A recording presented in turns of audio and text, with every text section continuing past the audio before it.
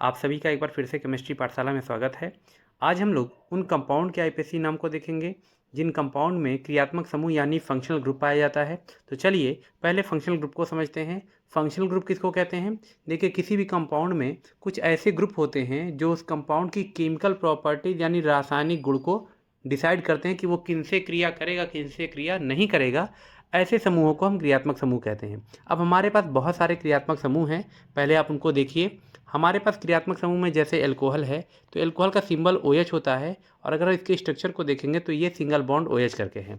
ऐसे एल्डिहाइड के लिए इसका सिंबल CHO है, यानी एल्डिहाइड को हम CHO से ही पहचानते हैं। इसका स्ट्रक्चर ऐसे होता है। कीटोन के लिए, कार्बोक्सिलिक अम्ल, सबके लिए देखिए यहाँ पर स्ट्रक्चर दिया है। कीटोन में एक चीज़ का ध्यान रखना है कि कीटोन समूह CO समूह होता है, लेकिन उसके दोनों साइड कार्बन का आना कंपलसरी है। ठीक है, ऐसे ही एमाइड को देखेंगे और एसिड क्लोराइड को भी देखेंगे। ये सब हमारे फंक्शनल ग्रुप हैं जिनकी आईपीसी हम आपको डिटेल में बताएंगे। इसके सिवा हमारे पास और भी फंक्शनल ग्रुप हैं, जैसे एमीन है। एमीन हमारे पास 3 कैटेगरी में होता है: प्राथमिक एमीन यानी प्राइमरी एमीन, द्वितीयक एमीन यानी सेकेंडरी एमीन, और टर्सरी एमीन यानी तृतीयक एमीन। इसके सिवा साइनाइड, ईथर, एपॉक्सी ईथर, ये सब भी ऐसे कंपाउंड हैं जिनके बारे में आपको पढ़ना है। एस्टर, एनहाइड्राइड, ये सब हमारे जो होते हैं वो क्रियात्मक समूह यानी फंक्शनल ग्रुप हैं। अब नाम आईपीसी इनका लिखने से पहले एक चीज़ आप याद रखिएगा। पिछले वीडियो में हमने यहाँ पर कार्बन कार्बन के बीच जब सिंगल बॉन्ड आया था तो हम लोगों ने एन यूज़ किया था।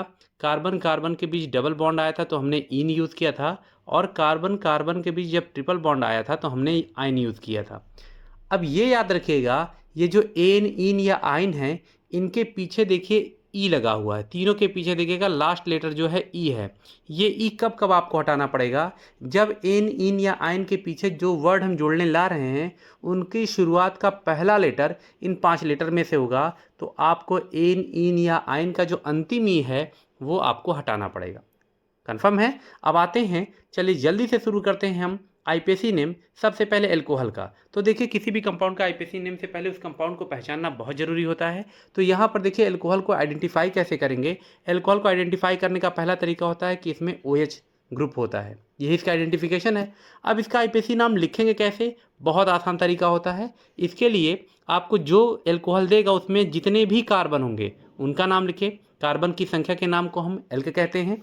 इसके बाद आप तुरंत एन या इन या आइन लगाएंगे, यानी अगर आपको कार्बन कार्बन के बीच सिंगल बॉन्ड दिखाई दिया तो एन लगा दीजिएगा, कार्बन कार्बन के बीच डबल बॉन्ड दिखाई दिया तो इन लगाएंगे, और कार्बन कार्बन के बीच ट्रिपल बॉन्ड दिखाई दिया तो आइन लगाएंगे। और उसके बाद एल्कोहल के लिए हम लोग ऑल लगाते हैं, ये सफिक्स कहलाता है। एल्कोहल के लिए क्या लगाते हैं? ऑल। अब ऑल का जो पहला लेटर है वो देखिए, एल्कोहल ऑल का पहला लेटर O है। अब अभी आपको कुछ देर पहले मैंने देखिए ये रूल बताया हुआ था कि अगर एन, इन या आइन के पीछे जो वर्ड आता है उसकी शुरुआत का लेटर इन 5 लेटर AIOUY में से होता है तो आपको अंतिम ही हटाना है। तो इसलिए देखिए यहाँ एल्कोहल का नाम लिखते समय हमने एन, इन या आइन के बाद अंतिम ई को क्या कर दिया है? हटा दिया है। अब एल्कोहल का नाम बनेगा कैसे, आइए वो भी देख लेते हैं। जैसे मान लीजिए कि आपको CH3OH का नाम लिखने को दे दिया, तो कैसे लिखेंगे? आप इसमें देखिए कार्बन कितना है? 1 है, तो एक कार्बन के लिए हम यहाँ पे नाम लिखेंगे मेथ। और उसके बाद आप देखिए यहाँ पे हमको कोई डबल बॉन्ड नहीं दिखाई दे रहा है, ट्रिपल बॉन्ड नहीं दिखाई दे रहा है, तो हम सिंगल बॉन्ड मानेंगे। और सिंगल बॉन्ड के लिए क्या लगाएंगे? एन। और एन का अंतिम ई जो अभी आपने लिखा है ये आपको हटाना पड़ेगा। और उसके बाद लास्ट में क्या लगाना है? OL लगाना है, जैसा रूल कह रहा है। तो आपको यहाँ पर लगा देना OL, तो ये हो जाएगा मेथेनॉल। ऐसे अगर आपको इस कंपाउंड का नाम लिखना है तो देखिए इसमें कितने कार्बन हैं? 2 कार्बन।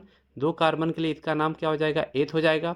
फिर हमको कार्बन कार्बन के बीच सिंगल बॉन्ड दिखाई दे रहा है तो यहाँ पे एन लगाएंगे, और इन के बाद क्या लगाएंगे? ऑल।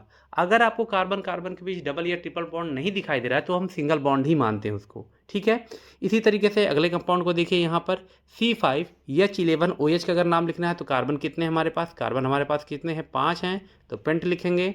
फिर एन लिखेंगे, लेकिन एन का ई गायब होगा क्योंकि उसके पीछे ऑल लगाना है, और यहाँ लगा देंगे ऑल, तो इसका नाम होगा पेंटेनॉल। तो देखिए यहाँ पर आपको आईपीसी नाम लिखा हुआ मिलेगा, अगर आप चाहें तो इसे नोट कर सकते हैं।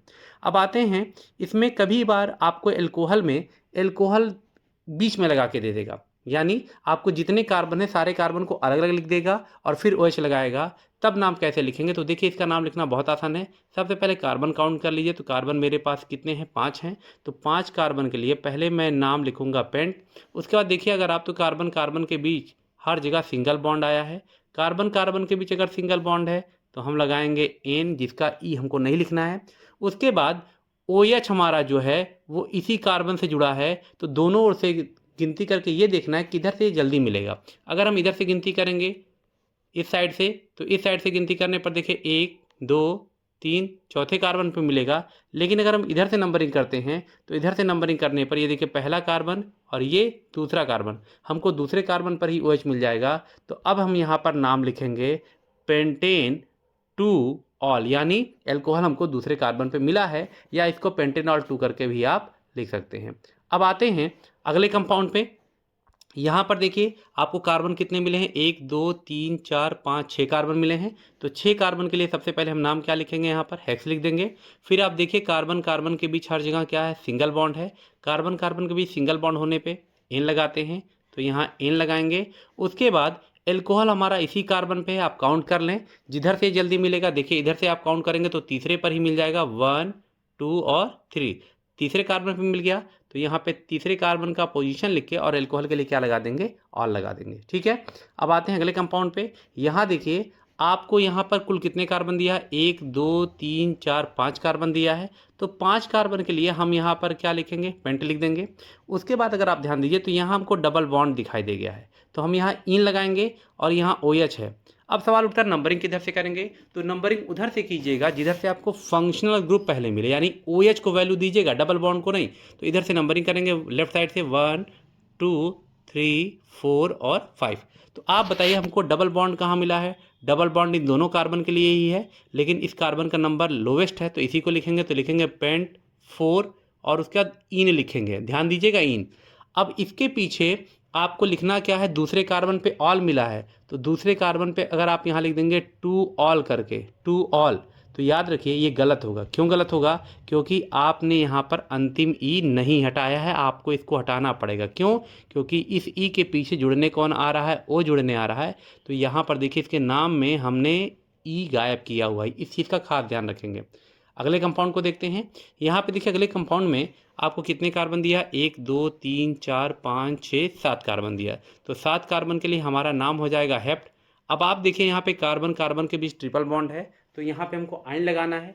लेकिन नंबरिंग किधर से करेंगे, नंबरिंग में हम फंक्शनल ग्रुप को वैल्यू देते हैं, तो OH जिधर से जल्दी मिलेगा हम उधर से काउंटिंग करेंगे। तो हमारी काउंटिंग होगी राइट साइड से, 1 2 3 4 5 6 और 7। अब आप देखिए यहाँ पे हमारे जो ट्रिपल बॉन्ड है वो पांचवें कार्बन पे जल्दी मिल रहा है, तो यहाँ लिखेंगे हेप्ट 5 आयन। आयन का ई गायब होगा क्योंकि पीछे ऑल लगाना है, और ऑल पहले कार्बन पे मिलेगा, तो इसका नाम होगा हेप्ट 5 आयन 1 ऑल। समझ में आ रहा है।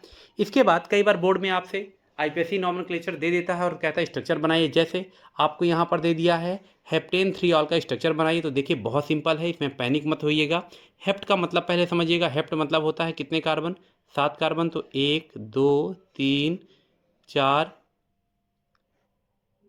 5 6 और 7 कार्बन। ठीक है, एन कहा, एन कहने का मतलब सिंगल बॉन्ड लगाना, तो देखिए मैंने हर कार्बन के बीच सिंगल बॉन्ड लगा दिया है। अब 3 ऑल कहने का मतलब होता है तीसरे कार्बन पे OH लगाना है, तो चाहे आप इधर से काउंटिंग करके तीसरे कार्बन पे OH लगा दीजिए, या इधर से काउंटिंग करके किसी भी एक तरफ से काउंटिंग करके तीसरे कार्बन पे OH लगा दीजिए। मान लीजिए मैं इस साइड से काउंटिंग कर रहा हूँ, तो ये मेरा पहला कार्बन, ये दूसरा, ये तीसरा, इसी कार्बन पे ऊपर या नीचे कहीं क्या लगा देना है, OH। अब बाकी जितने कार्बन बच गए हैं उनके 4 बॉन्ड को पूरा कीजिए। तो देखिए इस वाले कार्बन का जो सबसे किनारे कार्बन है, इस कार्बन का केवल एक ही बॉन्ड पूरा है, तो 2 3 4 बॉन्ड पूरा करेंगे। अगले कार्बन के देखिए 2 बॉन्ड पूरे हैं, तो यहाँ 2 बॉन्ड लगाएंगे, अगले में 1, फिर 2 बॉन्ड, फिर 2 बॉन्ड, और लास्ट में यहाँ पर हम लगा देंगे 3 बॉन्ड। ठीक है, अब यहाँ पर जितने भी कार्बन के बॉन्ड आपने लगाए हैं उसके सामने आप फिल क्या करेंगे, हाइड्रोजन फिल कर दीजिएगा, और इस तरीके से हमको हेप्टेन 3 ऑल का स्ट्रक्चर मिल जाएगा। बात समझ में आ रही है। तो इस तरीके से हम एल्कोहल का IPSC नॉमेनक्लेचर कर सकते हैं। अब इसके बाद आते हैं अगले कंपाउंड पे जो कि हमारा एल्डिहाइड है। अब एल्डिहाइड की आइडेंटिफिकेशन आपको मालूम होनी चाहिए कि एल्डिहाइड कैसे पता करते हैं। तो देखिए, एल्डिहाइड को पता करने का तरीका बेहद सिंपल है। आप CHO कहीं भी अगर देख लीजिएगा कंपाउंड में, चाहे ऐसे लिखा हो या ऐसे लिखा होगा, तो जान जाइएगा वो हमारा एल्डिहाइड है। ठीक है। अब एल्डिहाइड का आईपीएसी नॉमेनक्लेचर कैसे करते हैं, तरीका बहुत आसान है। फिर वही चीज़, आपको उस एल्डिहाइड वाले कंपाउंड में जितने भी कार्बन देंगे पहले आप उसका नाम लिखिएगा। फिर आप ये डिसाइड कीजिएगा कि वहाँ एन लगाना है कि इन लगाना है कि आइन लगाना है। और एल्डिहाइड के लिए अल लगाते हैं। अल का पहला लेटर क्या है, ए है। अगर अल का पहला लेटर ए है तो आपको यहाँ पर ई हटाना पड़ेगा। अब यहाँ एक रूल आपको और बता देता हूँ, किन किन फंक्शनल ग्रुप में पोजीशन लिखना जरूरी होता है और किन फंक्शनल ग्रुप में पोजीशन लिखना जरूरी नहीं होता है। तो याद रखिएगा, जिन कंपाउंडों में या जिन फंक्शनल ग्रुप में केवल एक बॉन्ड खाली होता है और जिनमें कार्बन होता है, ऐसे फंक्शनल ग्रुप की पोजीशन लिखना कंपलसरी नहीं है। जैसे CHO में, अब आप बताइए CHO में एक बॉन्ड खाली है और कार्बन भी है, दोनों कंडीशन फॉलो हो रहा है, तो इसकी पोजीशन लिखना जरूरी नहीं है। लेकिन OH की पोजीशन लिखना क्यों जरूरी था, OH में देखिए कार्बन ही नहीं था, तो कार्बन भी होना चाहिए और साथ ही साथ उसका सिंगल बॉन्ड होना चाहिए खाली, तब आपको उसकी पोजीशन लिखना नहीं है। तो आप बताइए, यहाँ एल्डिहाइड में देखिए इसके पास सिंगल बॉन्ड भी है, कार्बन भी है, तो हमको एल्डिहाइड की पोजीशन लिखने की कोई ज़रूरत नहीं है। तो यहाँ पर बात करते हैं, जैसे आपको दिया है HCHO। अब HCHO में कार्बन की संख्या का नाम लिखे, रूल तो यही है। तो HCHO में कार्बन कितने हैं मेरे पास, मेथ, एक कार्बन है तो मेथ लिखेंगे। फिर हमको कहीं डबल या ट्रिपल बॉन्ड नहीं दिखाई दिया है तो हम यहाँ क्या लगाएंगे, एन लगाएंगे। और एन का अंतिम ही गायब होना है, ठीक है, गायब कर देंगे। और उसके बाद CHO के लिए क्या लगाते हैं, देखिए लिखा है अल लगाते हैं, तो हमने अल जोड़ दिया, तो इसका नाम हो जाएगा मेथेनल। अगले कंपाउंड को देखते हैं, यहाँ कितने कार्बन हैं, 2 कार्बन हैं, तो 2 कार्बन के लिए क्या लिखेंगे, एथ। फिर हमको डबल या ट्रिपल बॉन्ड नहीं दिखाई दे रहा तो एन ही मानेंगे, तो यहाँ पे लिखेंगे एन। और एन के बाद ई हटा करके वहाँ क्या लगा देंगे, अल। तो इसका पूरा नाम हो जाएगा क्या, मेथेनल। बात समझ में आ रहा है, सॉरी एथेनल हो जाएगा। इसके बाद अगले कंपाउंड का अगर आपको नाम लिखना है तो यहाँ पर देखिए, यहाँ कार्बन कितने हैं, 1 2 3 4 5 कार्बन। तो 5 कार्बन के लिए यहाँ पे क्या लिखते हैं, पेंट। पेंट के बाद चूंकि हमको डबल ट्रिपल बॉन्ड नहीं दिखाई दिया तो एन लगाएंगे और ई गायब करके वहाँ पे लगा देंगे अल, तो इसका नाम क्या हो जाएगा, पेंटेनल हो जाएगा। ठीक है। अब इसके बाद और भी कंपाउंड को थोड़ा देख लेते हैं। जैसे यहाँ पर देखिए CHO को इधर लिख देगा उल्टा करके, CHO करके। तो आप देखिए कार्बन कितने हैं, 1 2 3 4 5 6। 6 कार्बन के लिए हम लोग क्या लिखते हैं, 6 कार्बन के लिए हेक्स लिखते हैं। आप ध्यान दो, तो कार्बन कार्बन के बीच हर जगह सिंगल बॉन्ड है, डबल बॉन्ड या ट्रिपल बॉन्ड नहीं है। तो सिंगल बॉन्ड के लिए लगाएंगे एन और एन में लगा देंगे अल, तो इसका नाम क्या हो जाएगा, हेक्सेनल। आप चाहें तो हिंदी में भी लिख सकते हैं। इसके सिवा आप यहाँ पर देखिए, ये देखिए CHO को स्ट्रक्चर के फॉर्म में भी देता है। ये CHO स्ट्रक्चर है। कुल कितने कार्बन है, 1 2 3 और 4 कार्बन है। तो 4 कार्बन के लिए हम लोग क्या लिखते हैं, 4 कार्बन के लिए लिखते हैं ब्यूट। कार्बन कार्बन के बीच देखिएगा यहाँ सिंगल बॉन्ड है। कई बच्चे यहाँ डबल बॉन्ड देख करके इन लगा देते हैं, नहीं, डबल बॉन्ड किसके बीच आने पे इन लगाया जाता है, जब कार्बन कार्बन के बीच में आता है। तो यहाँ जो डबल बॉन्ड है वो कार्बन ऑक्सीजन के बीच में है, तो इसलिए हम इन नहीं लगाएंगे बल्कि क्या लगाएंगे, एन लगाएंगे। तो यहाँ एन लिखेंगे और एन के पीछे अल लगा देंगे, तो इसका नाम क्या होगा, ब्यूटेनल। अगले कंपाउंड को अगर हम देखते हैं तो यहाँ पर ध्यान दीजिए, इस कंपाउंड में आपको डबल बॉन्ड भी मिल रहा है। तो अगर डबल बॉन्ड मिला तब नाम कैसे लिखेंगे, बहुत आसान है। कितने कार्बन पहले वो काउंट कर लीजिए, 1 2 3 4 5 कार्बन है। तो 5 कार्बन के लिए हम यहाँ नाम लिखेंगे पेंट। अब चूंकि मैंने बता दिया अभी पिछले वाले में भी कि अगर डबल बॉन्ड और फंक्शनल ग्रुप दोनों हैं तो नंबरिंग उधर से किया जाता है जिधर से फंक्शनल ग्रुप जल्दी मिले। तो हमारा राइट साइड से फंक्शनल ग्रुप जल्दी मिलेगा, नंबरिंग कर लेंगे। तो आप देखिए आपका जो डबल बॉन्ड है वो तीसरे कार्बन पे मिल रहा है, तो यहाँ लिखेंगे पेंट 3, क्या लिखेंगे, इन। और इन के पीछे का ई हटेगा, क्यों हटेगा, मान लीजिए आपने इन लिख दिया, इसके पीछे अल लगाने जाएंगे तो ई के पीछे ए आया है, तो ई को हटना पड़ेगा। तो हम इसका जब नाम लिखेंगे तो क्या लिखेंगे, पेंट 3 इन, और उसके पीछे क्या लगा देंगे, अल। तो देखिए ये नाम यहाँ लिखा है, आप चाहें तो इसको हिंदी में लिख सकते हैं। अब अगला दिया है हेप्टेनल का स्ट्रक्चर कैसे बनाएंगे। तो हेप्टेनल का स्ट्रक्चर बनाने के लिए पहले हेप्ट लिख दीजिए। हेप्ट मतलब कितने कार्बन, 7। तो देखिए 1 कार्बन, 2 कार्बन, 3 4 5 6 और 7 कार्बन हो गए। अब यहाँ एन कहा है, एन का मतलब सिंगल बॉन्ड, तो लगा दीजिए सिंगल बॉन्ड। अब आप ये देखिए कि यहाँ पर जब आपने सिंगल बॉन्ड लगा दिया तो अल किसके लिए लगाया जाता है? एल्डिहाइड के लिए। एल्डिहाइड कहाँ बनता है? किनारे। तो किनारे वाले कार्बन को एल्डिहाइड बनाने के लिए देखिए सी इसके पास है, अगर मैं यहीं डबल बॉन्ड ओ जोड़ दूं और यहाँ एच जोड़ दूं तो देखिए CHO हो गया। अब बाकी सारे कार्बन जिनके 4 बंध नहीं पूरे हैं, आप उनके बंध को पूरा कर लीजिए और उसकी भरपाई हम किससे करेंगे? बंध को पूरा करने की जिम्मेदारी किसकी होती है? हाइड्रोजन की। तो जिन जिन कार्बन के 4 बॉन्ड नहीं पूरे हैं उनके सामने आप लगा दीजिएगा हाइड्रोजन, और इस तरीके से आपके हेप्टेनल का स्ट्रक्चर आपके सामने आ जाएगा। समझ में आ गया? अब आते हैं अगले कंपाउंड पे। अगला कंपाउंड हमारा होता है कीटोन। अब कीटोन की बात करते हैं तो यहाँ देखिए कीटोन में पहले कीटोन को पहचानना आपको आना चाहिए। देखिए कीटोन को पहचानने का तरीका बेहद सिंपल है। इसमें CO ग्रुप रहता है, हालांकि कीटोन के दोनों तरफ कार्बन का आना जरूरी है। यहाँ मैं इस चीज़ को क्लियर कर दे रहा हूँ। अगर मान लीजिए आपने केवल CO ग्रुप को कीटोन बोल दिया है और बाद में इधर यश लग गया तो देखिए ये एल्डिहाइड हो जाएगा। इसलिए मैंने कहा कि CO ग्रुप को कीटोन तब बोलिएगा जब इसके दोनों तरफ आपको क्या दिखाई देगा? कार्बन, तब ये CO ग्रुप कीटोन कहलाता है। वरना अगर आपने CO ग्रुप देख के केवल बोल दिया कि ये कीटोन है और बाद में यहाँ यश लगा दिएगा तो ये एल्डिहाइड हो जाएगा। बात समझ में आ रही है? तो चलिए कीटोन का नॉमेनक्लेचर कैसे करेंगे। देखिए कीटोन का नाम अगर लिखना है तो पहले आपने उसकी पहचान कर लिया। अब इसका नाम लिखना है। इसका नाम लिखने के लिए कार्बन की संख्या यानी कंपाउंड में जितने कार्बन होंगे उसका, फिर उसके बाद एन, इन या आयन लिखेंगे। उसके बाद कीटोन के लिए हम लोग ओन जोड़ते हैं। याद रखिएगा लिखते हैं वन है लेकिन उच्चारण करते हैं ओन का। तो ओन की शुरुआत हो रही किस लेटर से? ओ लेटर से, इसलिए आपको अंतिम ही क्या करना है? हटाना है। अब यहाँ पोजीशन लिखना है कि नहीं लिखना है, तो मैंने बताया था जिन फंक्शनल ग्रुप में सिंगल बॉन्ड खाली हो और कार्बन होगा उनकी पोजीशन नहीं लिखना है। लेकिन यहाँ देखिए कीटोन में, तो कीटोन में कार्बन तो है, ये तो सही है कार्बन है, लेकिन बॉन्ड कितने खाली हो गए हैं? 2 खाली हो गए हैं, तो यानी इनकी पोजीशन लिखना ही पड़ेगा हमको। अब इसकी पोजीशन कैसे लिखेंगे तो चलिए यहाँ पे आपको बताते हैं। देखिए यहाँ पर कुल देखिए कितने कार्बन हैं? 3 कार्बन हैं। तो 3 कार्बन के लिए हम लिखते क्या हैं? हम यहाँ पर लिखते हैं क्या? प्रोप। उसके बाद हमको कार्बन कार्बन के बीच सिंगल बॉन्ड दिखाई दिया तो कार्बन कार्बन के बीच सिंगल बॉन्ड के लिए एन लगाएंगे, और एन का अंतिम ही देखिए कहा है हटाने को, हम हटा देंगे। इसके बाद हम लगाएंगे ओन, यहाँ लगाएंगे ओन, तो हो जाएगा प्रोपेनोन। अब कोई बच्चा यहाँ क्वेश्चन कर सकता है कि अभी थोड़ी देर पहले मैंने बताया कि इसमें तो पोजीशन लिखनी पड़ती है, तो पोजीशन लिखनी पड़ती यहाँ मैंने क्यों नहीं लिखा? तो उसका कॉमन सेंस है। आप ये देखिए कीटोन के कितने बॉन्ड खाली हैं? 2 बॉन्ड खाली हैं। कीटोन के 2 बॉन्ड खाली होने का मतलब होता है ये बीच में आएगा, ये किनारे नहीं आ सकता, क्योंकि जिनका 1 बॉन्ड खाली होता है वो किनारे आते हैं। अगर 2 बॉन्ड खाली तो बीच में आएगा। अब आप बताओ यहाँ कुल कितने कार्बन हैं? 3 कार्बन ले लीजिए। 3 कार्बन मतलब 3 लाइन मैंने बना दिया। अब मैं आपसे कह दूँ कि बीच वाला कीटोन है तो क्या आप मुझसे वहाँ नंबरिंग पूछेंगे? आप देखिए बीच वाला यही तो होगा, और कौन है? बाकी 2 तो किनारे हैं।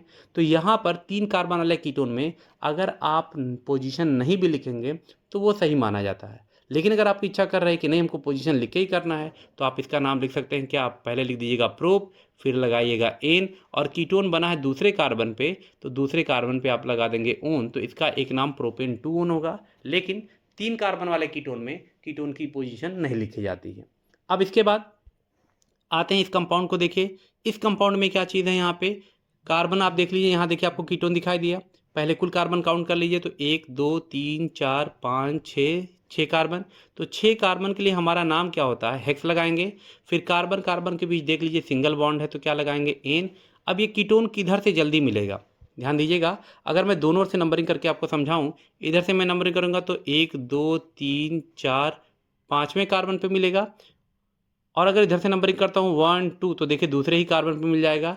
यानी राइट साइड से नंबरिंग करना ये ज़्यादा सही माना जाएगा। तो हम राइट साइड से नंबरिंग करेंगे तो हेक्सेन के बाद क्या लगाएंगे? 2, और कीटोन ग्रुप के लिए ओन लगाना है तो क्या लिखेंगे?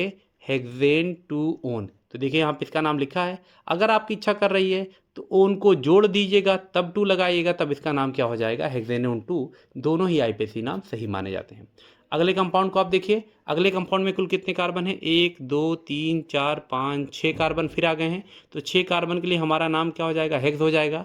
फिर कार्बन कार्बन के भी सिंगल बॉन्ड है तो एन लगाएंगे। अब यहाँ देखिए कीटोन इसी कार्बन पे बन रहा है। किधर से नंबरिंग में जल्दी आएगा? आप दोनों ओर से नंबरिंग करके देख लीजिए। इधर से नंबरिंग करेंगे तो कीटोन मिलेगा 3rd कार्बन पे, और अगर मैं इधर से नंबरिंग करता हूँ तो 4 पर मिलेगा। यानी इधर से नंबरिंग करना सही है लेफ्ट साइड से, तो लेफ्ट साइड से नंबरिंग करेंगे। और उसके बाद फंक्शनल ग्रुप जब जल्दी मिल गया तीसरे कार्बन पे तो तीसरे कार्बन को लिख के ओन लगा दीजिएगा, तो देखिए इसका नाम होगा हेक्सेन 3 ओन। अगर आप चाहें तो ओन को पहले जोड़ दीजिए तब 3 लिखिए, तब इसका नाम हो जाएगा हेक्सेनोन 3। ऐसे ही अगले कंपाउंड में देखिए। अब यहाँ पर देखिए आपको 5 कार्बन मिल गया, तो 5 कार्बन के लिए हमारा नाम क्या होता है? पेंट है। अब आप यहाँ पे देखिए कीटोन दोनों ओर से तीसरे कार्बन पर मिलेगा, चाहे इधर से नंबरिंग करिए तो 1 2 3 और उधर से भी नंबरिंग करेंगे 1 2 3। अगर दोनों ओर से बराबर कार्बन पे है तो आपको पेंट के बाद तो एन लगाना है। अब दोनों ओर से कीटोन की पोजीशन बराबर है तो आप किधर से भी गिनती कर लीजिए, तीसरे पे ही मिला है तो पेंटेन क्या हो जाएगा 3 ओन करके। ठीक है, अगले में देखिए यहाँ पे डबल बॉन्ड आ गया है तो फिर भी कोई दिक्कत नहीं है। आप पहले कार्बन को काउंट करिए तो यहाँ कितने कार्बन है, 1 2 3 4 5 6, 6 कार्बन है तो 6 कार्बन के लिए क्या लिखेंगे, हेक्स। उसके बाद देखिए यहाँ पे अब नंबरिंग किधर से करेंगे, क्योंकि यहाँ डबल बॉन्ड है तो आपको इन लगाना है। अब उसकी नंबरिंग हम किधर से करेंगे, तो उसकी नंबरिंग करने के लिए हम फंक्शनल ग्रुप को वैल्यू देंगे। फंक्शनल ग्रुप कीटोन है, कीटोन किधर से जल्दी मिलेगा आपको दिखाई देगा कि राइट साइड से, तो इधर से नंबरिंग करेंगे 1 2 3 4, यानी चौथे पे जाके हमको इन मिलेगा तो लिखेंगे हेक्स 4 क्या इन, और इन का अंतिम ही गायब होगा और दूसरे पे हमको क्या मिलेगा कीटोन, तो लिखेंगे 2 क्या लिखेंगे ओन। तो ये देखिए यहाँ पे इसका आईपीएसी नाम लिखा हुआ है। आईपीएसी नाम इसलिए टाइप करके यहाँ पे रखा हुआ है ताकि आप चाहें तो नोट भी आसानी से बना सकें। अगले में देखिए यहाँ पे दिया है आपको कितने कार्बन दिया, 1 2 3 4 5 6 7, तो 7 कार्बन के लिए हम लोग नाम क्या लिखते हैं, हेप्ट। फिर हमको अब यहाँ पे नंबरिंग करना कि किधर से जल्दी मिलेगा, तो देखिए हमारा कीटोन राइट साइड से जल्दी मिलेगा तो इधर से नंबरिंग करेंगे 1 2 3 4 5 6 7। तो आप बताइए ट्रिपल बॉन्ड कौन से कार्बन पे जल्दी मिला, चौथे कार्बन पे, तो लिखेंगे हेप्ट 4 और आइन। आइन का अंतिम ही मैं नहीं लिखूंगा क्योंकि ओन लगाना है। ओन कौन से कार्बन पे मिला, तीसरे पे, तो लिखूंगा 3 ओन करके। तो देखिए यहाँ पर ये नाम लिखा हुआ है। अब इसके बाद आपसे कई बार पूछ लेता है स्ट्रक्चर, जैसे हेप्टेन 3 ओन का स्ट्रक्चर बनाइए, कैसे बनेगा। तो देखिए सबसे पहले आप हेप्ट का मतलब समझिए। हेप्ट का मतलब मेरे पास कितने कार्बन है, 7, तो 1 2 3 4 5 6 और 7 कार्बन। अब एन कहा है, एन कहने का मतलब कार्बन कार्बन के बीच सिंगल बॉन्ड लगेगा। अब आपको यहाँ पर क्या करना है, तीसरे कार्बन को ओन बनाना है, कीटोन। तो तीसरा कार्बन चाहे आप राइट साइड से काउंट करिए चाहे लेफ्ट साइड से।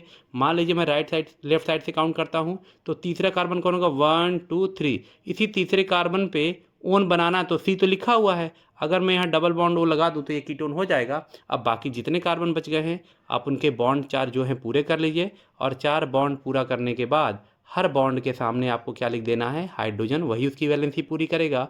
और इस तरीके से आपको हेप्टेन 3 ओन का स्ट्रक्चर मिल जाएगा। बात समझ में आ रही है। आप चाहें तो राइट साइड से काउंट करके भी तीसरे कार्बन पर ऑक्सीजन जोड़ सकते थे। अब इसके बाद आते हैं अगले कंपाउंड पे जो कार्बोक्सिलिक एसिड है। अब इस कार्बोक्सिलिक एसिड को पहले पहचानते हैं। तो देखिए कार्बोक्सिलिक एसिड की पहचान होती है सिंगल बॉन्ड COOH। ठीक है, अब सिंगल बॉन्ड COOH है या इसका स्ट्रक्चर को आप देख लें तो इसमें देखिए आपके पास सिंगल बॉन्ड COOH में सिंगल बॉन्ड है और कार्बन है। ठीक है, अगर सिंगल बॉन्ड भी है कार्बन भी है तो इसकी पोजीशन लिखना जरूरी नहीं है, ये पहले भी बताए हैं। अब इसका नाम लिखने का देखिए आईपीएसी नाम लिखने का तरीका क्या है। सबसे पहले आप यहाँ पे जितने भी कार्बन होंगे उस एसिड में उसका नाम लिखेंगे, मेथेट प्रोबुट जो भी होंगे। फिर ये देखिएगा कि एन लगाना है, इन लगाना है या आइन लगाना है। और कार्बोक्सिलिक एसिड के लिए हम ओइक एसिड लगाते हैं जिसका पहला अक्षर ओ है, इसलिए हमको यहाँ पर एन इन या आइन का अंतिम ही हटाना है। तो यहाँ पे देखिए अगर इसका नाम लिखना है तो नाम कैसे लिखेंगे, देखिए यहाँ पे एक कार्बन है, COOH दिखाई देगा मतलब ये एसिड है।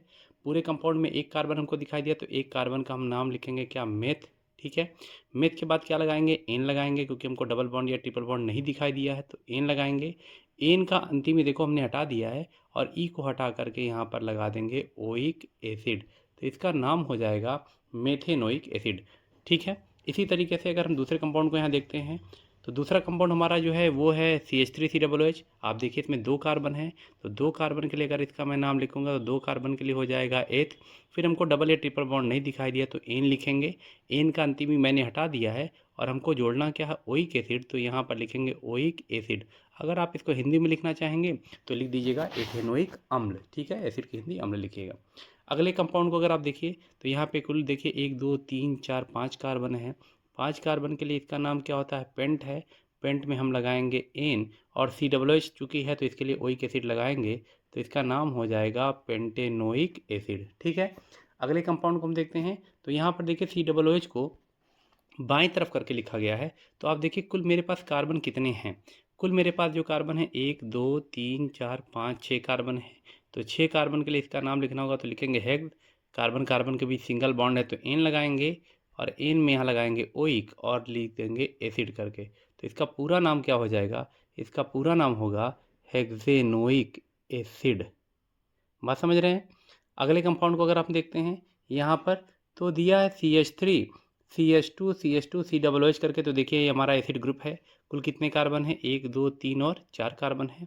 4 कार्बन के लिए इसका नाम क्या लिखते हैं, ब्यूट। ब्यूट में हम क्या लगाएंगे, एन, क्योंकि कार्बन कार्बन के बीच सिंगल बॉन्ड है। ये ध्यान दीजिएगा, ये जो डबल बॉन्ड है वो कार्बन ऑक्सीजन के बीच में, कार्बन कार्बन के बीच में नहीं है।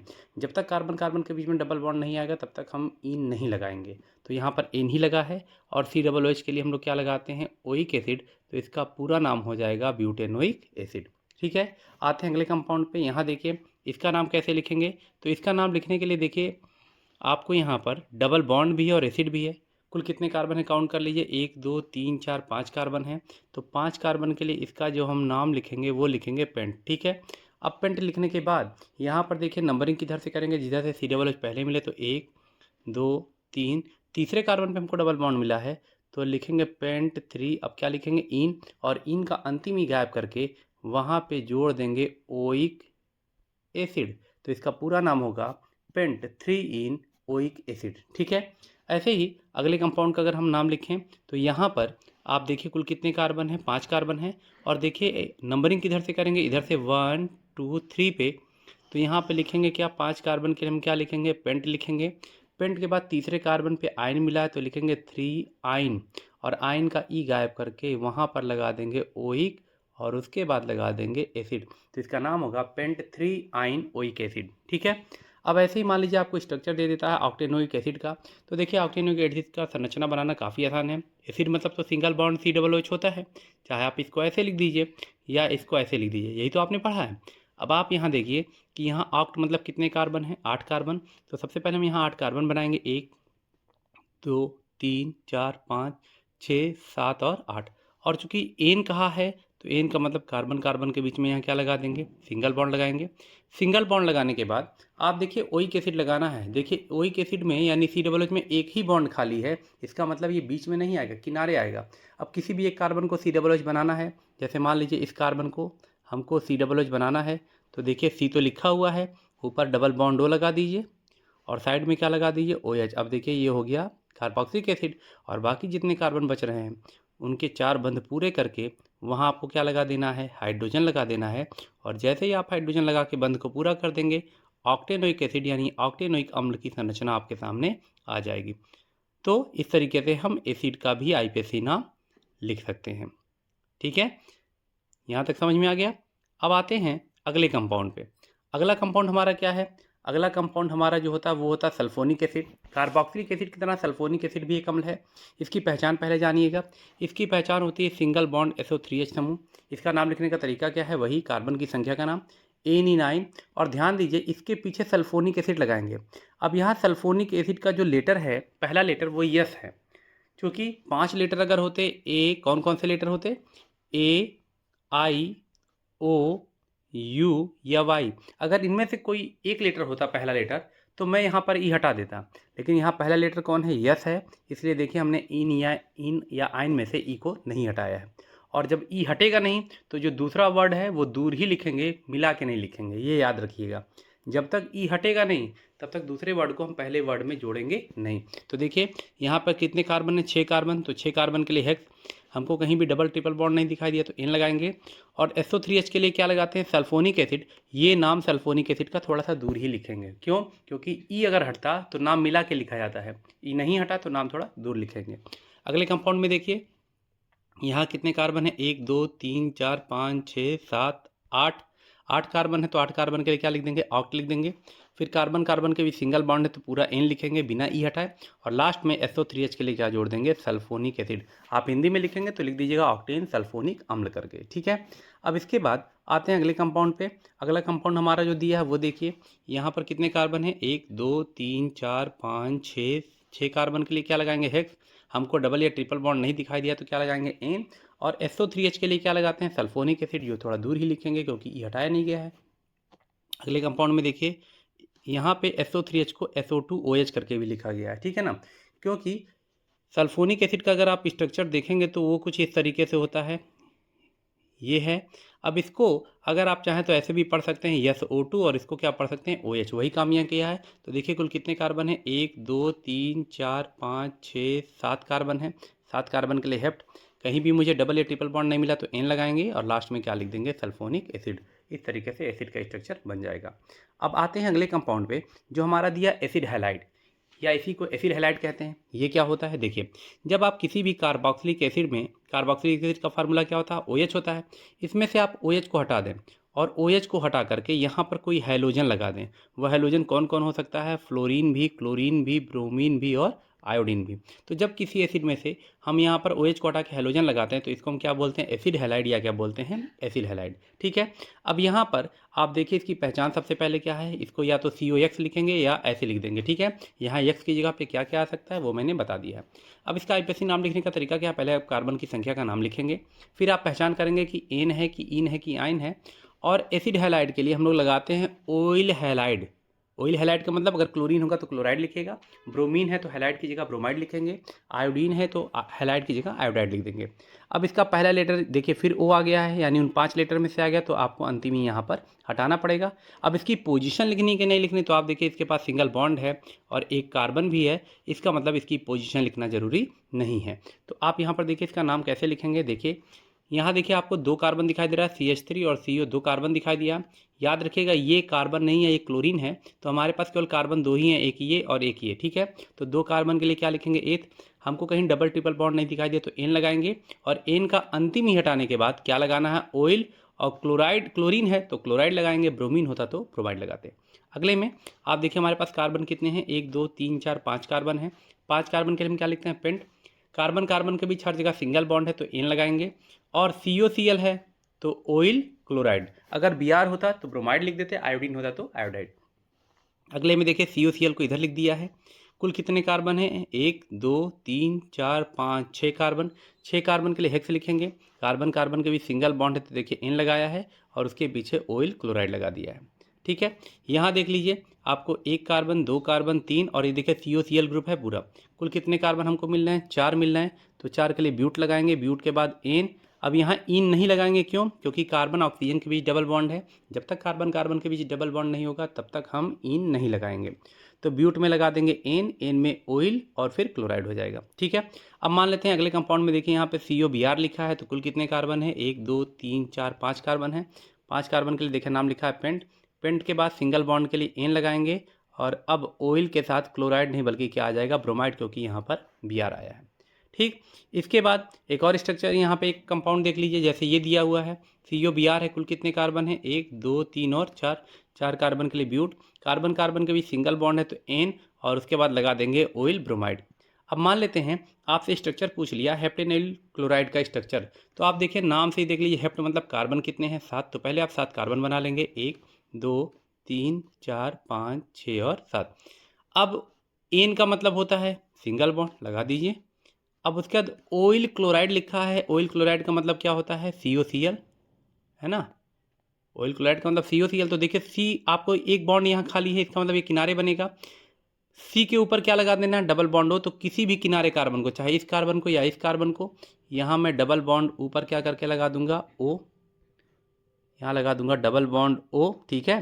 और यहाँ पे क्या लगा दूंगा, Cl। देखिए ये एसिड क्लोराइड हो गया। अब बाकी जितने कार्बन हैं उनके जो बंध हैं, इन बंध के सामने आपको हाइड्रोजन लिख देना है। जैसे ही आप हाइड्रोजन लिख देंगे वैसे ही हेप्टेनॉइल क्लोराइड का स्ट्रक्चर पूरा हो जाएगा। इस तरीके से अगर Br होता तो ब्रोमाइड के लिए लगा देते, और आयोडाइड का था तो I लगा देते। ठीक है। अब आते हैं अगले कंपाउंड पे। हमारा अगला कंपाउंड एमाइड है। एमाइड का देखिए पहचान क्या होता है, एमाइड की पहचान काफ़ी सिंपल है। एमाइड की अगर आपको पहचान लिखनी है तो वो होता है CONH2। ठीक है ना, ये एमाइड की पहचान है।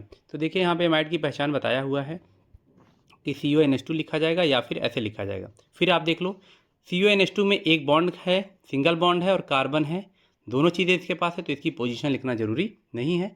नाम कैसे लिखते हैं, इसके लिए कार्बन की संख्या का नाम, जो कार्बन आपके पास जितने कार्बन होंगे उनका नाम लिखिए, फिर पहचान करिए Ane9 है।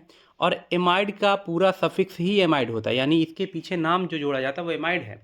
उसका पहला लेटर A है तो यानी E को यहाँ से हटाना होगा। अब इसका नाम कैसे लिखेंगे, देखिए बहुत सारे कंपाउंड है, चलिए जल्दी जल्दी इनका नाम देख लेते हैं। यहाँ देखिए 2 कार्बन है, तो 2 कार्बन के लिए नाम क्या हो गया, एथ। क्योंकि हमको डबल या ट्रिपल बॉन्ड नहीं दिखाई दिया तो देखिए हमने एन लगा दिया है। और एमाइड के लिए CONH2 के लिए पूरा एमाइड लगाना होता है, तो देखिए लास्ट में हमने एमाइड लगा दिया है। पोजीशन लिखनी ही नहीं है। यहाँ देखिए 5 कार्बन है, 1 2 3 4 5 कार्बन।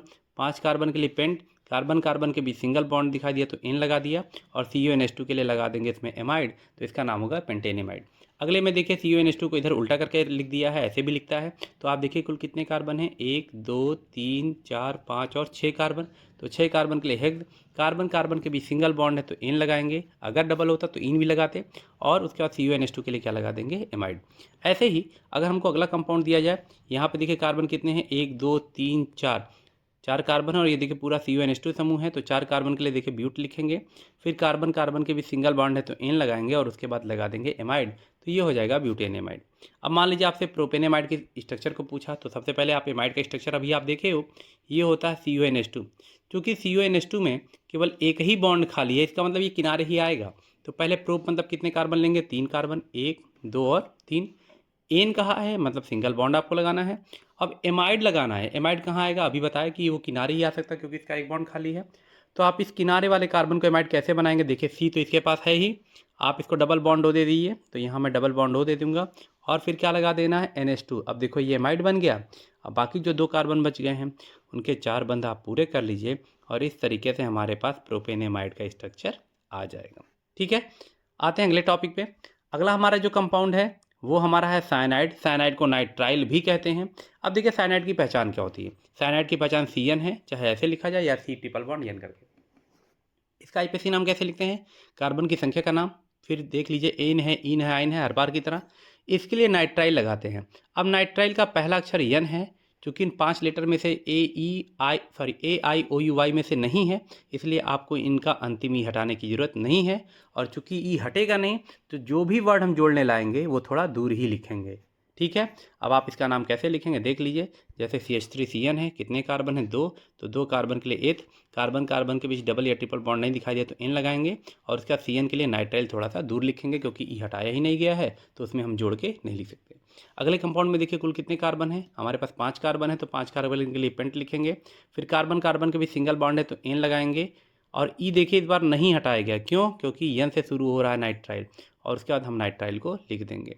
अगले में देखिए CN को इधर कर दिया है, तब भी ये साइनाइड है। अब यहाँ कुल कितने कार्बन है, 1 2 3 4 5 और 6 कार्बन है, तो 6 कार्बन के लिए हेक्स लगाएंगे, कार्बन कार्बन के भी सिंगल बॉन्ड है तो N लगाएंगे, और पीछे क्या लिख देंगे, नाइट्राइल। अगले कंपाउंड में अगर आप देखिए तो यहाँ पर आपको CH3 करके दिया हुआ है, 1 कार्बन 2 3 4 कार्बन। 4 कार्बन के लिए जब इसका नाम लिखेंगे ब्यूट, उसके बाद N क्यों लगाएंगे, N इसलिए लगाएंगे क्योंकि यहाँ सिंगल बॉन्ड है। इसको ट्रिपल बॉन्ड देख के आप आइन मत लगाइएगा, क्योंकि ट्रिपल बॉन्ड अगर कार्बन कार्बन के बीच होता तो ही हम आइन लगाते हैं। यहाँ कार्बन कार्बन के बीच ट्रिपल बॉन्ड नहीं है, तो हम N लगाएंगे, और N के पीछे हम लिख देंगे क्या, नाइट्राइल। बात समझ में आ रही है, इस तरीके से ब्यूटेन नाइट्राइल इसका नाम हो जाएगा। अब मान लेते हैं हमसे हेप्टेन नाइट्राइल का स्ट्रक्चर पूछेगा, तो आपको पहले नाइट्राइल यानी साइनाइड का स्ट्रक्चर मालूम है। साइनाइड का स्ट्रक्चर कैसे होता है, C ट्रिपल बॉन्ड N। अब चूंकि इसका एक ही बॉन्ड खाली है, मतलब ये किनारे आएगा, तो स्ट्रक्चर कैसे बनाएंगे देखिए। हेप्ट मतलब कितने कार्बन है, 7, तो पहले हम 7 कार्बन बना लेंगे, 1 2 3 4 5 6 और 7। एन कहाँ है, तो सिंगल बॉन्ड लगा दीजिए। अब नाइट्राइल कहाँ आएगा भाई, अभी तो बताया कि ये किनारे आएगा क्योंकि इसका एक ही बॉन्ड खाली है। अब एक बॉन्ड खाली किनारे आएगा, तो किसी भी एक किनारे को, चाहे लेफ्ट साइड के कार्बन को या राइट साइड के कार्बन को, नाइट्राइल कैसे बनाएंगे, C तो लिखा हुआ है, देखिए लिखा हुआ है। अब आपको ट्रिपल बॉन्ड के जरिए N जोड़ देना, तो देखिए हमने किनारे वाले कार्बन पे ट्रिपल बॉन्ड के जरिए N जोड़ दिया है। अब बाकी जितने कार्बन बच गए हैं उनके 4 बंध आप किससे पूरी करेंगे, हाइड्रोजन से, और जैसे हाइड्रोजन से आप पूरा कर देंगे इसके 4 बंध को, ये हो जाएगा हेप्टेन नाइट्राइल का स्ट्रक्चर। ठीक है, अब इसके बाद एक चीज़ खास ध्यान रखिएगा, जो बॉन्ड है उसके ठीक सामने ही हाइड्रोजन को लगाएंगे। ठीक, आते हैं अगले कंपाउंड की ओर, जो कि ईथर है। ईथर एक बहुत ही इंपॉर्टेंट कंपाउंड है, इससे भी बोर्ड में बहुत सारे क्वेश्चन पूछते हैं। अब ईथर की पहचान देखिए क्या है। ईथर की पहचान देखिए होता O समूह, यानी केवल ऑक्सीजन लिखा होगा, इसके दोनों तरफ कार्बन होंगे। अब इसका रूल थोड़ा सा स्पेशल है, थोड़ा ध्यान से सुनेंगे। इसमें यह करना होता कि ऑक्सीजन के जिस तरफ आपको अधिक कार्बन मिलेगा उसको एल्केन बनाइएगा, उसको एल्केन के फॉर्म में लिखेंगे। ऑक्सीजन के जिस तरफ कम कार्बन होगा उसको एल्कॉक्सी लिखेंगे, लेकिन जब आप फाइनल आंसर देंगे तो पहले एल्कॉक्सी वाले हिस्से का नाम लिखेंगे, फिर एल्केन का नाम। अब ये कैसे होता है, चलिए इसको समझाते हैं। एक आपको ईथर को मान लेते हैं कि हमने आपको एक ईथर दिया, यहाँ पर CH3 CH2, यहाँ दे दिया O और CH3 करके। अब रूल अभी अभी आपने क्या पढ़ा था कि जिस तरफ ज़्यादा कार्बन होता है उसको एल्केन मानेंगे। तो देखिए ये ऑक्सीजन हमारा है, इसके इस तरफ ज़्यादा कार्बन है, तो जिधर ज़्यादा कार्बन होता है उसको एल्केन बनाएंगे, ठीक है। तो ये हो जाएगा एल्केन। और ऑक्सीजन के जिस तरफ कम कार्बन होगा उसको हम लिखते हैं एल्कॉक्सी करके। बात समझ में आ रहा है? अब ये एल्क क्या है आपको मैं शुरू से बताते आ रहा हूँ। ये एल्क है कार्बन का नंबर। तो आप बताइए जिधर ज़्यादा कार्बन था उधर कितने कार्बन आ गए? 2। तो 2 कार्बन के लिए यही एल्क हटा के आप लिखेंगे एथ। एथ में एन जोड़ देंगे तो ये हो जाएगा एथेन। और यहाँ देखिए जिधर कम कार्बन था वहाँ एल्क की जगह पे कितने कार्बन आए हैं? एक ही कार्बन आया है। तो एल्क की जगह पे एक कार्बन का नाम लिखेंगे तो हो जाएगा मेथ। और मेथ के पीछे क्या लगा देना है? ऑक्सी। तो इसका नाम होगा मेथॉक्सी। तो जब आप फाइनल आंसर दीजिएगा तो फाइनल आंसर देते समय पहले हम इस मेथॉक्सी वाले हिस्से को लिखेंगे। तो हमारा जो फाइनल आंसर आएगा वो आएगा मेथॉक्सी। और यहाँ पर देखिए ये एथेन है, ये पीछे लिखा जाएगा तो ये हो जाएगा एथेन। तो हमारा जो फाइनल आंसर आएगा वो उस कंपाउंड का आएगा मेथॉक्सी एथेन। तो देखिए यहाँ पर वही चीज़ आपको जो मैंने बताया था कि अधिक कार्बन को एल्केन लिखना है, कम कार्बन को एल्कॉक्सी लिखना है, लेकिन फाइनल आंसर में पहले एल्कॉक्सी लिखेंगे और बाद में एल्केन लिखेंगे। अब यहाँ पर देखिए जितने कंपाउंड दिए हैं आप यहाँ पर देखिए इस ऑक्सीजन के जिधर ज़्यादा कार्बन है वो एल्केन होगा। एल्केन में कितने कार्बन यहाँ पे हैं? देखिए 2 कार्बन जो मैंने अभी बताया था। तो इसका नाम तो आपको मैंने बता ही दिया कि मेथॉक्सी एथेन होता है। अब यहाँ देखिए इस ऑक्सीजन के इस तरफ ज़्यादा कार्बन है, देखिए 4 कार्बन है। तो 4 कार्बन के लिए इसका नाम क्या होगा? एल्केन। एल्केन में एल्क हटा करके 4 कार्बन के लिए आप क्या लगाएंगे? ब्यूटेन, ब्यूट लगाएंगे और उसमें एन लगा देंगे तो ये हो जाएगा ब्यूटेन।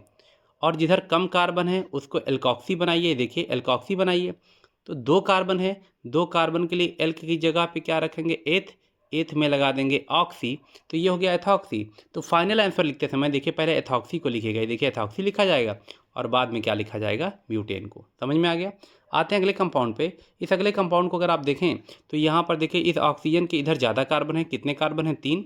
3 कार्बन के लिए एल्क एन बनाइए तो 3 कार्बन के लिए होता है प्रोप, प्रोप में एन जोड़ देंगे तो प्रोपेन हो जाएगा। इधर 2 कार्बन है, 2 कार्बन के लिए अगर एल्कॉक्सी बनाइए तो इस एल्क की जगह पे 2 कार्बन के लिए लिखेंगे क्या? एथ। और ऑक्सी लगा देंगे तो एथॉक्सी। तो ये एथॉक्सी हो गया और ये प्रोपेन हो गया। तो इसका फाइनल आंसर हो जाएगा एथॉक्सी प्रोपेन। कई बार ऐसा भी होता है कि आपके ऑक्सीजन के दोनों तरफ बराबर कार्बन है। अगर दोनों तरफ बराबर कार्बन होते हैं तब क्या करना है?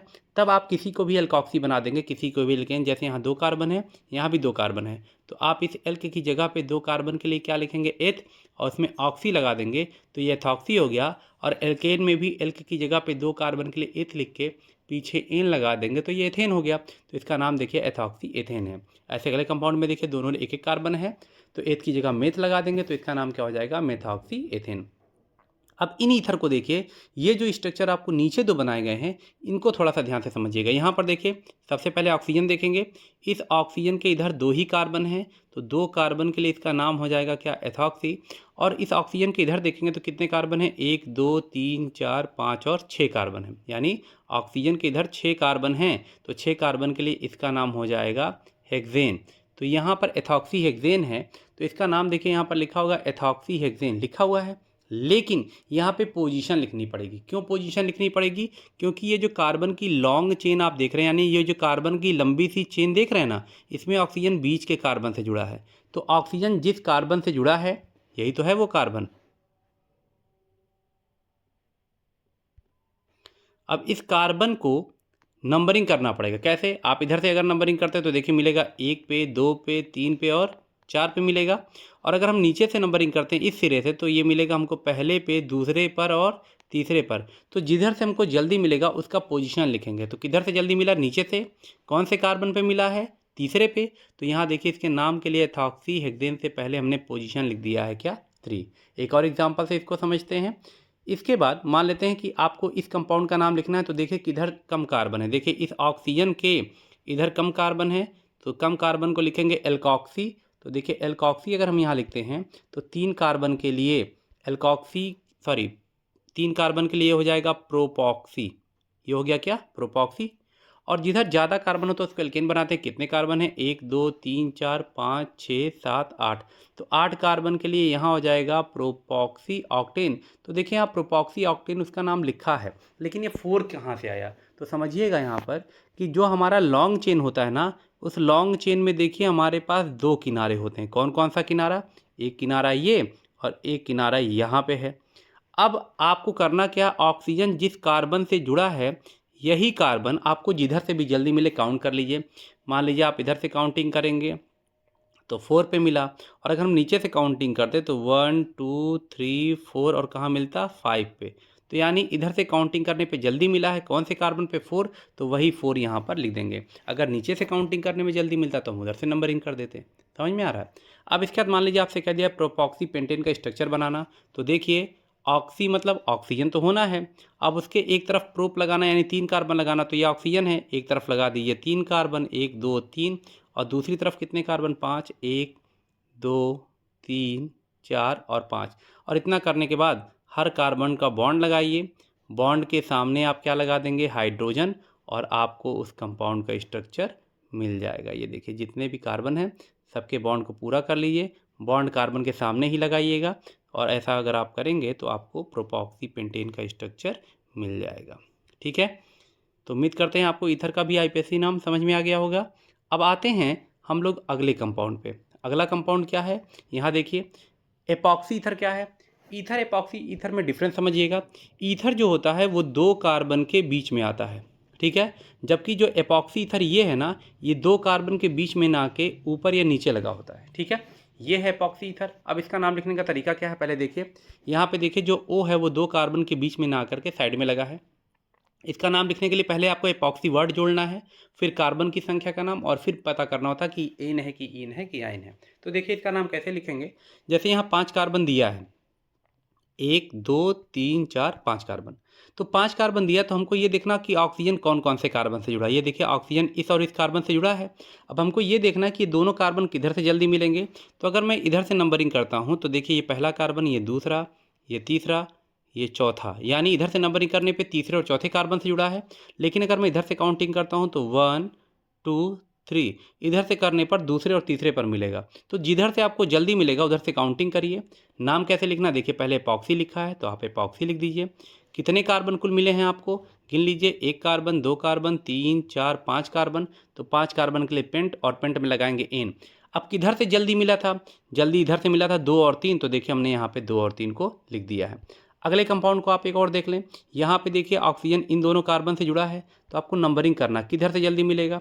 लेफ्ट साइड से आपको उम्मीद है जल्दी मिल जाएगा, तो यहाँ देखो 1 2 3 4 मिल जाएगा। और अगर हम राइट साइड से नंबरिंग करते तो 1 2 3 4 5 मिलता, तो राइट साइड से नंबरिंग करना सही नहीं था, लेफ्ट साइड से नंबरिंग करना सही था। कौन कौन से कार्बन मिला, तीसरे और चौथे पे। तो सबसे पहले हमने लिख दिया 3 4, फिर क्या लिखना है एपॉक्सी, देखिए एपॉक्सी लिख दिया है। कार्बन की संख्या गिन लीजिए कुल कितने कार्बन है, 1 2 3 4 5 6, 6 कार्बन हैं। तो 6 कार्बन के लिए देखिए यहाँ पे मिस्टेक है, ऑक्ट नहीं लिखिएगा, आप यहाँ पर लिखिएगा हेक्स, और हेक्स के बाद यहाँ पर लगा देंगे एन, तो इसका नाम होगा, सॉरी 7 कार्बन है तो 7 कार्बन के लिए इसका नाम क्या लिखेंगे हेप्ट, और हेप्ट में लगा देंगे एन, तो इसका नाम होगा 3,4 एपॉक्सी हेप्टेन। ठीक है, ये हिंदी में देखिए सही दिया, इंग्लिश में थोड़ा सा टाइपिंग मिस्टेक हो गया है। ठीक, अब आते हैं अगले कंपाउंड पे एस्टर। एस्टर का आईपीएसी नाम कैसे लिखेंगे, तो देखिए एस्टर का आईपीएसी नाम लिखने का तरीका बहुत सही होता है। एस्टर का आईपीएसी नाम लिखने के लिए सबसे पहले आपको यहाँ पर ये पहचानना होता है कि अम्ल वाला भाग कौन है, क्योंकि जो भी अम्ल वाला भाग होगा उसको एल्केनोएट लिखेंगे। ठीक, फिर एल्कोहल वाले भाग को एल्किल लिखेंगे, लेकिन फाइनल आंसर एल्किल एल्केनोएट देंगे। अब ये कैसे आप सॉल्व करेंगे, तो देखिए इसको मैं बता दे रहा हूँ पूरा डिटेल करके। देखिए सबसे पहले आपको जो भी कंपाउंड देगा, जैसे मान लीजिए कि आपको इस कंपाउंड को अगर दिया है तो इस कंपाउंड में देखिए COO दिखाई दिया तो मतलब एस्टर है। अब इसमें करना ये होता है कि जहाँ तक COO दिखाई देता है वो आपका हो गया अम्ल का भाग। ध्यान दीजिएगा, जहाँ पर भी आपको COO दिखाई दिया, जहाँ तक COO है ये अम्ल का भाग है। ठीक है, अब अम्ल वाले भाग को एल्केनोएट लिखना है, जिसमें इस एल्क की जगह पे कार्बन लिख दीजिए। तो अम्ल वाले भाग में कितने कार्बन आए हैं देख लीजिए, अम्ल वाले भाग में 1 कार्बन ये, 1 कार्बन ये, 2 कार्बन आए हैं। तो 2 कार्बन के लिए अगर इसका नाम लिखेंगे तो 2 कार्बन के लिए एथ, एथ के पीछे क्या लगाना है एन, और एन के पीछे क्या लगाना O8, तो इसका नाम हो जाएगा एथेनोएट। और जो हिस्सा बच जाता है ना, ये हिस्सा ये एल्कोहल का हिस्सा होता है। एल्कोहल वाले हिस्से को क्या लिखना है एल्किल। तो आप बताइए एल्कोहल वाले हिस्से में कितने कार्बन आए हैं, 1 कार्बन। तो इस एल्क की जगह पे अगर हम 1 कार्बन रखें तो 1 कार्बन का नाम हो जाएगा मेथ, और मेथ के बाद लगाना है इल, तो यहाँ लिखेंगे मेथिल। और फाइनल आंसर देते समय पहले एल्किल वाले का नाम लिखना है, तो पहले हम देखिए मेथिल का नाम लिखेंगे और बाद में एथेनोएट का। तो देखिए यहाँ इसका नाम है मेथिल एथेनोएट। एक और कंपाउंड को देखते हैं। यहाँ देखिए ये COO तक का हिस्सा अम्ल का हो गया। इसको एल्केनोएट बनाना है। क्या बनाना है? एल्केनोएट। तो आप देखिए एल्क की जगह पे पहले कार्बन रखें। कितने कार्बन आ गए अम्ल में? एक कार्बन। तो एक कार्बन के लिए इसका हम जब नाम लिखेंगे तो एक कार्बन के लिए इसका नाम होगा मेथ। मेथ में फिर क्या लगाएंगे? देखिए लिखा है एन लगाना है तो एन लगा दिया, और फिर O8 लगाना है तो इसका पूरा नाम हो जाएगा मेथेनोएट। और आपके जो हिस्सा बच गया वो एल्कोहल का हिस्सा है। एल्कोहल वाले हिस्से को एल्किल लिखेंगे। तो एल का मतलब कितने कार्बन? देखिए यहाँ एक कार्बन है तो एक कार्बन के लिए नाम होगा मेथ, और मेथ के पीछे लगाना है इल तो मेथिल हो गया। आप पहले एल्किल वाले हिस्से को लिखिएगा तो देखिए पहले एल्किल वाले हिस्से को और बाद में अम्ल वाले हिस्से को लिख देंगे, आईपीसी नाम बन जाएगा। आते हैं अगले कंपाउंड पे। यहाँ देखिए ये जो COO तक का हिस्सा है यही हमारा एल्केनोएट है। कितने कार्बन आ गए? 3। तो 3 कार्बन के लिए इसका नाम लिखेंगे प्रोप। प्रोप में एन में O8 तो ये हो गया प्रोपेनोएट। और जो हिस्सा बच गया ये है एल्कोहल का हिस्सा, इसमें 2 ही कार्बन आए हैं तो 2 कार्बन के लिए लिखेंगे एथ, और एल्कोहल के लिए क्या लगाते हैं? इल। तो यहाँ पर देखिए दिया है कि पहले एल्किल का नाम लिखे, तो देखिए पहले मैंने एल्किल का नाम लिखा है और बाद में ये नाम जो है अम्ल का वो पीछे लगा दिया है, तो हो गया है एथिल प्रोपेनोएट करके। आते हैं अगले कंपाउंड पे, एमीन। एमीन भी ईथर की तरह बहुत इंपॉर्टेंट कंपाउंड है। अब ये एमीन होता क्या है जानिएगा।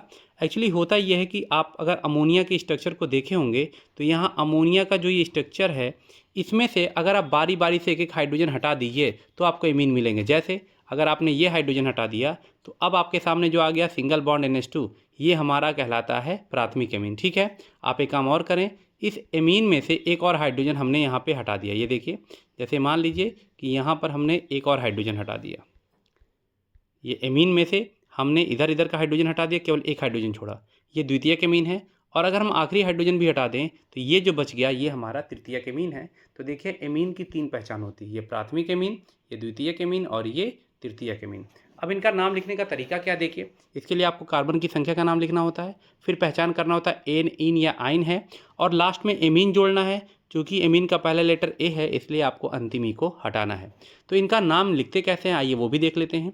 एमीन का नाम लिखने में आइए पहले प्राथमिक एमीन को समझते हैं। प्राथमिक एमीन की सबसे बड़ी पहचान होती है NH2 ग्रुप। नाम कैसे लिखेंगे? कितने कार्बन है? एक। तो एक कार्बन का नाम लिख दीजिएगा मेथ। चूँकि आपको डबल या ट्रिपल बॉन्ड नहीं दिखाई दिया तो क्या लगाएंगे? एन, और एन का अंतिम ही हटा के वहाँ लगा देंगे एमीन, तो इसका पूरा नाम हो जाएगा मेथेनेमीन। ऐसे ही अगले कंपाउंड को देखिए, कितने कार्बन है? 1 2 3 4 5, 5 कार्बन है। तो देखिए 5 कार्बन के लिए पहले पेंट लिखेंगे। ठीक है, यहाँ पेंट की स्पेलिंग थोड़ी गलत है, उसको आप सही करेंगे। पेंट की स्पेलिंग होती है PENT। ठीक है, पेंट हो गया। इसके बाद लगाएंगे एन, और एन में लगा देंगे एमीन, तो इसका पूरा नाम हो जाएगा पेंटेनेमीन। ठीक है, अगले कंपाउंड को आप देखिए, यहाँ पे कितने कार्बन है? 1 2 3 4 ही कार्बन है। तो 4 कार्बन के लिए हम लोग क्या लिखते हैं? ब्यूट। कार्बन कार्बन के बीच डबल या ट्रिपल बॉन्ड नहीं तो सिंगल मानेंगे तो एन लगाएंगे, और एन में हम लगा देंगे एमीन, तो इसका नाम देखिए हो जाएगा ब्यूटेनेमीन। ठीक है, अब इसके बाद आप द्वितीयक एमीन अगर आ गया तब नाम कैसे लिखेंगे, ध्यान दीजिएगा थोड़ा। द्वितीयक एमीन का नाम लिखने के लिए हम करते क्या है कि इस नाइट्रोजन को देखिए, इस नाइट्रोजन के जिधर ज़्यादा कार्बन है उसी में एमीन लगा दीजिए। तो देखिए इधर कितने कार्बन है? 3 कार्बन है। तो 3 कार्बन अगर इसका हो गया तो 3 कार्बन के लिए क्या नाम होता है? प्रोप। प्रोप में एन जोड़िए और एन में लगा दीजिए एमीन, तो इसका नाम अभी क्या हो गया? प्रोपेनेमीन। अब आपने कितने कार्बन को छोड़ दिया है? 2 कार्बन को। तो जितने भी कार्बन आपने छोड़ दिया है, 2 कार्बन मतलब होता है एथ। याद रखिएगा जितने कार्बन आपसे छूट जाएंगे उनके लिए आपको इल लगाना होता है। तो इसका नाम हो जाएगा क्या? 2 कार्बन के लिए एथ, एथिल है। और ये एथिल जुड़ा किससे है? नाइट्रोजन से। तो आपको यहाँ पे आगे यन डैश करना, मतलब ये एथिल नाइट्रोजन से जुड़ा है तो इसका पूरा नाम होगा यन एथिल प्रोपेनेमीन। देखिए यहाँ पर लिखा हुआ है। ठीक, एक और कंपाउंड को देखते हैं। इस नाइट्रोजन को देखिए, इसके बाईं तरफ ज़्यादा कार्बन है तो इसको एमीन जोड़ दीजिए। तो कितने कार्बन है? 2। 2 कार्बन के लिए नाम होगा एथ। एथ में एन लिखेंगे, एन में एमीन लगा देंगे, तो इसका नाम एथेनेमीन हो गया। अब आपने कितने कार्बन को छोड़ दिया? 1 कार्बन। तो 1 कार्बन का नाम होगा मेथ। कार्बन को छोड़ने पर इल लगाते हैं तो मेथिल हो गया, और वो नाइट्रोजन से जुड़ा हुआ है तो यहाँ लगाएंगे यन, तो इसका नाम होगा यन मेथिल। ठीक है, अगले कंपाउंड को देखिए, यहाँ दोनों तरफ बराबर कार्बन आए हैं तो किसी भी एक कार्बन में एमीन लगा दीजिए। दो कार्बन है तो दो कार्बन के लिए देखिए इसका नाम क्या होगा, एथ, एथ में एन, एन में एमीन, एथेनेमीन हो गया। आपने दो कार्बन को छोड़ दिया तो दो कार्बन के लिए एथ और एथ में इन लगाएंगे एथिल हो गया, और वो नाइट्रोजन से जुड़ा है तो पूरा नाम होगा एन एथिल। ऐसे ही अगर एक कार्बन है तो एक कार्बन के लिए देखिए ये मेथिल हो जाएगा और ये मेथेनेमीन हो जाएगा, और इस तरीके से हम इसका भी नाम लिख देंगे। अब तृतीयक एमीन की बात करते हैं। तृतीयक एमीन में क्या करना है, आपको फिर उसी नाइट्रोजन पे फोकस करना है। इस नाइट्रोजन के जिधर भी ज़्यादा कार्बन हो उसको एमीन दे देंगे। तो देखिए किधर ज़्यादा कार्बन है, इधर ज़्यादा कार्बन है तो कितने कार्बन, 4, तो 4 के लिए हम इसका नाम लिखेंगे ब्यूट, ब्यूट में एन और एन में एमीन, यही तो रूल है। अब इसके बाद आपके पास कितने कार्बन यहाँ छूट गए हैं, आपने यहाँ 3 कार्बन को छोड़ दिया, 3 कार्बन को छोड़ दिया तो ये हो गया प्रोप, और कार्बन को छोड़ने पर इल लगाते हैं तो प्रोपिल हो गया। यहाँ आपने कितने कार्बन को छोड़ दिया है, 2 कार्बन, तो 2 कार्बन मतलब हो गया एथ, और एथ को छोड़ने पर इल लगाएंगे एथिल हो गया। अब ये प्रोपिल और एथिल दोनों ही नाइट्रोजन से जुड़े हैं, तो दोनों के अल्फ़ाबेट का पहला लेटर देखिए, ये ई है ये पी है, दोनों में ई पहले आएगा। तो पहले मैं एथिल का नाम लिखूंगा, यानी लिखूंगा यन एथिल, यानी एथिल नाइट्रोजन से जुड़ा है। और यन एथिल लिखने के बाद प्रोपिल भी नाइट्रोजन से ही जुड़ा है देखिए, तो यहाँ पर लिखेंगे यन प्रोपिल ब्यूटेनेमीन। तो देखिए यहाँ पे इस कंपाउंड का नाम लिखा हुआ है यन एथिल यन प्रोपिल ब्यूटेनेमीन।